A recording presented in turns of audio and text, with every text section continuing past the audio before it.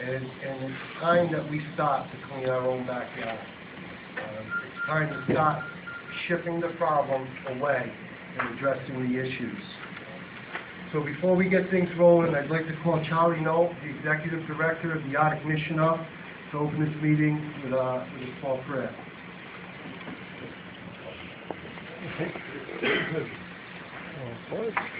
Thanks, Ed. If we can just bow our heads. Heavenly Father, we thank you, Lord, for this opportunity to come together tonight. Lord, you know that the problem we seek to address here is very complex, very difficult problem. It will take the cooperation of everyone here. So I'm thankful for every person who has shown up tonight, Lord. We pray that you put it on their hearts to bring unity and to bring a solution to this problem, Lord. We ask that you bless this meeting, that you guide our thoughts, guide our words, and most of all, help us to love one another in peace. In Jesus' precious name we pray. Amen. Thank you, Charlie. Just really quickly, I'd like to go around the room. Some very important people in the room. You know, and I want to thank the homeless constituents that showed up. This is about them, and this is to change their lives.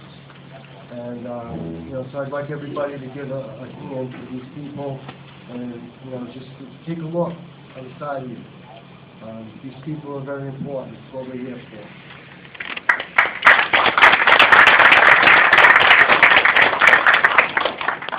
Once again, I'd like the guy that made this all possible for me to be here to do this is Charlie Knoll. Not too long ago, I was locked up, and you know, I've been homeless myself. And I've lived in a parking garage in downtown Providence, and I've eaten out of dumpsters, and I've had drug and alcohol issues, and I've lived their life.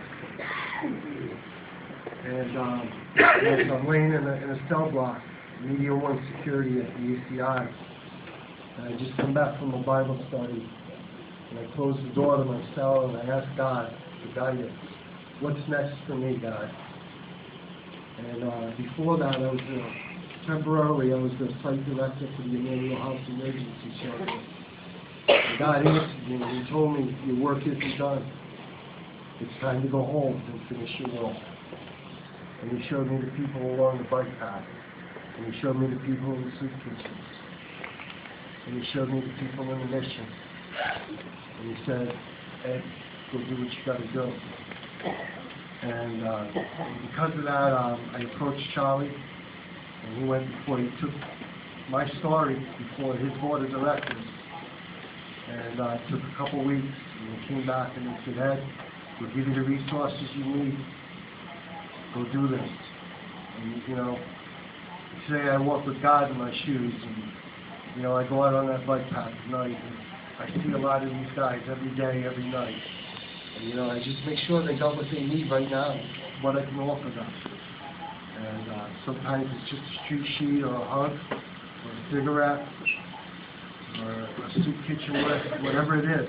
And just to hello and say, hey, things are going to change soon.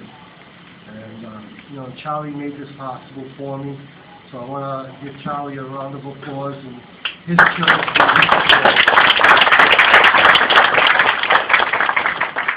One of the first people that I approached for support was during the elections, and you know, Alison Sasso was, you know, she said, you know, I believe in what you're doing, and you know, I don't know what I'll be able to do. I don't know if I'm going to win the election, but I'll be there for you, man. And you know, I want to thank Alice. She's here tonight. She's not staying long. She has other commitments, but I know she'll be here and she'll be a supporter of this. As long as we're doing the right thing.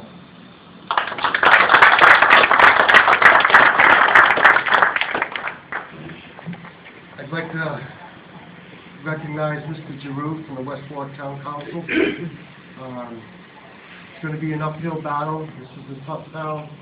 Mr. Giroux has indicated to me that he would support it if it works for the town and it works, you know, for the homeless people. It's going to work for everybody. So I want to recognize Ed Giroux from the West Warwick Town Council.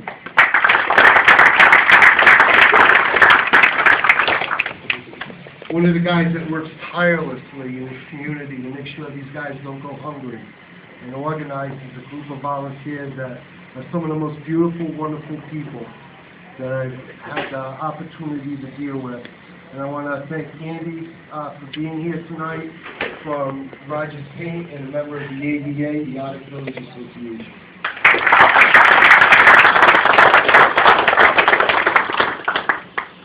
We planned this meeting, we only expected maybe 10 or 15 people would show up, and then we started to get a really big response.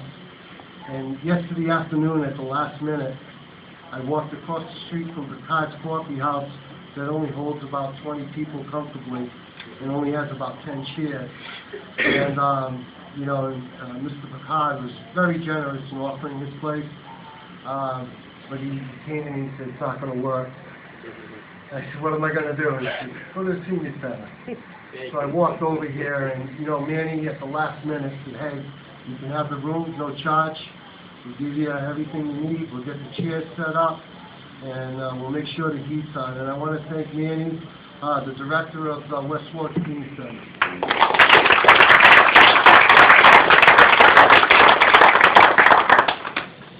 I tried a few times to contact the Pleiadian Coalition for the Homeless. Unless you're like an expert with phone systems, it's very difficult to navigate. And all of a sudden, a constituent comes to me and says, oh, I got a hold of Karen Jeffries from the Pleiadian Coalition for the Homeless. And I want to thank Karen Jeffries and her associates that are here tonight from the Pleiadian Coalition of the Homeless and the Department of Health, and people from the West Warwick Housing Authority that are here, the West Warwick Fire Department, the fire chief is here. We did invite the police chief. I don't see him, I don't know him, but I'd like to thank those people for being here tonight. That includes Karen Jeffries as well, I apologize. I'd like to thank Mr. Apollonia, the chairman of the Democratic Party in the state of Rhode Island, for being here tonight.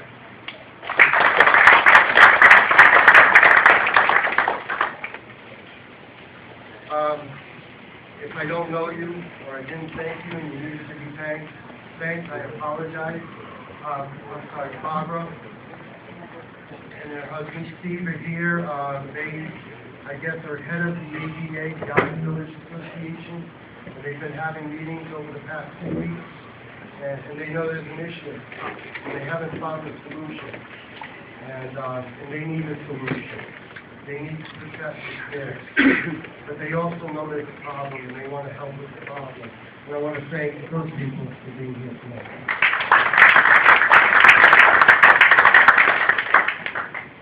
I want to take a few minutes and maybe start to tell you a little bit about myself. Oh, one more person I want to thank. And 4 years ago when I started, drinking and drugging was a way to the path. I was in a treatment program in Pawtuxet Valley Homeless Coalition.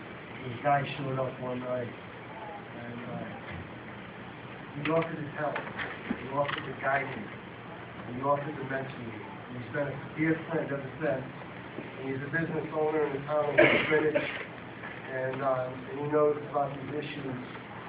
And if you ever get a chance to talk to him, he's a dynamic individual. I want to thank Rick Artiviano from the Rock Junction for being here.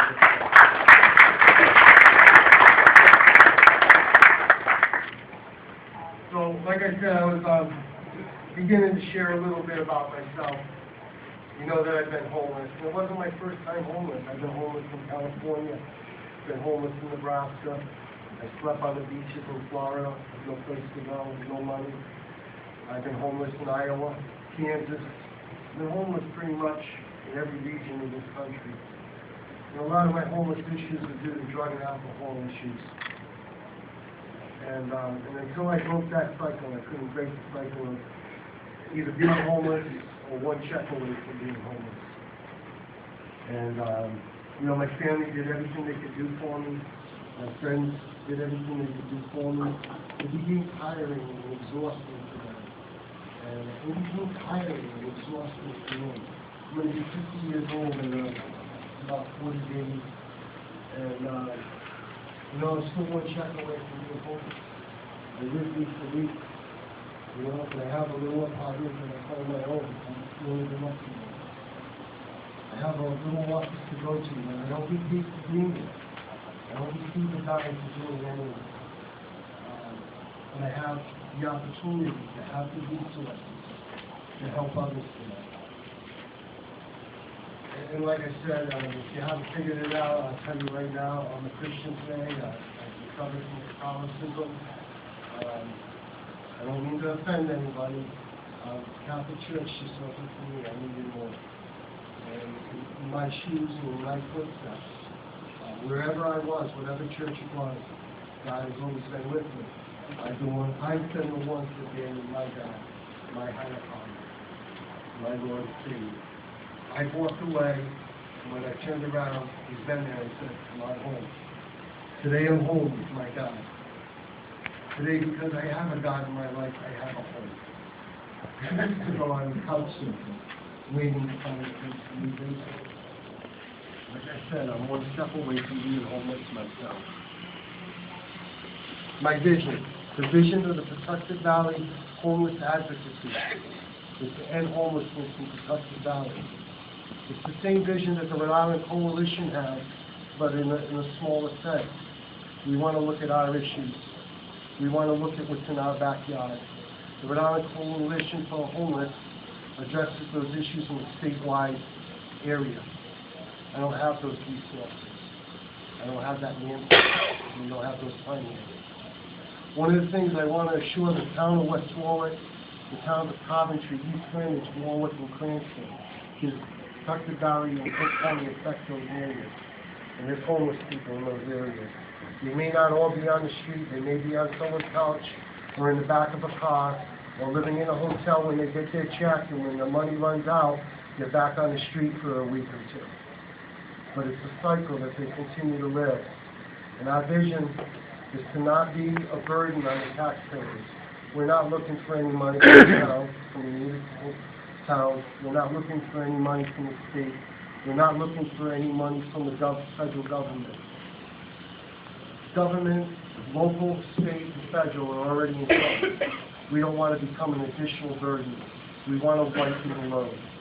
There are plenty of resources out there available through churches, through other organizations, other nonprofits that'll make this happen. There'll be people with generous pocketbooks that'll make this happen. I'm not asking anybody in this room for a donation. I'm just asking for your support. I'm looking for people that want to help me form this advocacy and stop what's going on. There's some sheets back there. Some of the counts I took were an average of 23 to 30-something, 40-something, sleeping on the bike path. Since I took those original numbers, I've found in the Arctic area alone, there's over 100 homeless people. I just didn't find them all. Well over 100. In April, we had somebody die that was homeless, trying to stay warm. They got caught in a fire, and they burned alive. That can't happen anymore. We need to prevent that. We need to be part of the solution, not part of the problem. We as a whole, we as a body, need to come together and say no more. I know a lot of people in the Arctic Village Association are concerned if we open up a shelter in the area, that there's going to be more people coming in. I'm here to tell you, and I'll give Karen Jeffries the opportunity to tell you, homeless people don't leave their familiar element. If they're homeless in Providence, they stay homeless in Providence. If they're homeless in Cranston, they stay homeless in Cranston. People that are homeless stay where they're familiar, where they're comfortable, and where they feel safe. They have shelters in those areas. We're not going to bust those people in. If the numbers aren't going to grow, the numbers are already there. We're hoping to lower those numbers. In 2010, December 2010, I had applied for a job at an organization called RICARE. I was one of two finalists for that position as a liaison to the Anchor Recovery Center. A woman named Leslie was offered that position. She had been a member of their board and a lot more experience in that area. So I got the booby prize.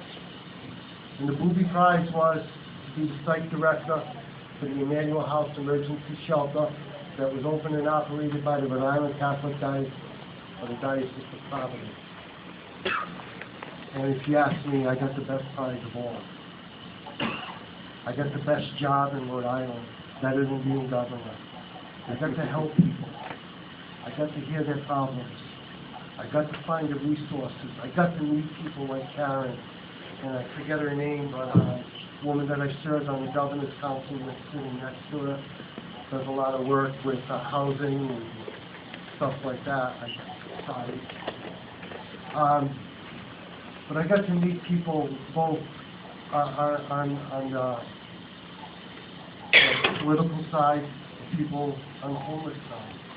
I got to work the streets. I got to ride around in the van and dig people out of snowdrifts, get people out from underneath bridges,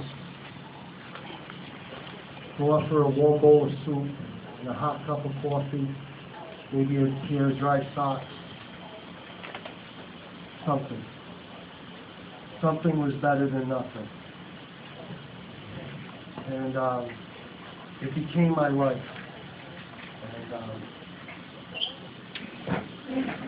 so like I said, I had that vision, and I came home, and I decided to start trying to clean my own backyard.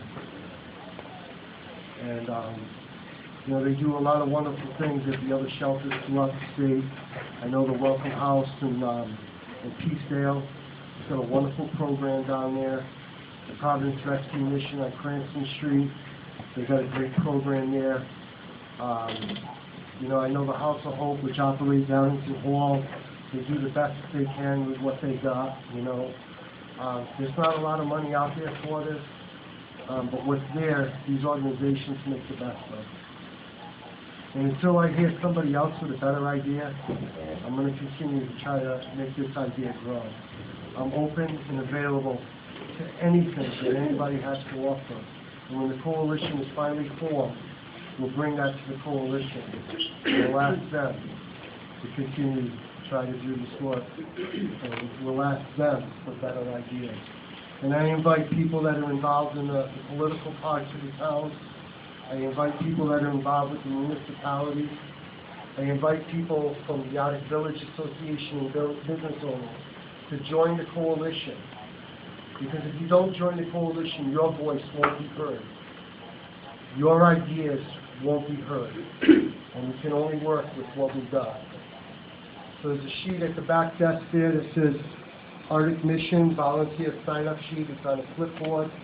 If you're interested in coming to a coalition meeting, and joining the coalition, and being part of the solution, and not part of the problem, please put your name and phone number down there and who you represent. We also invite constituents from the homeless body in this area to join as well, because your voice is the most important.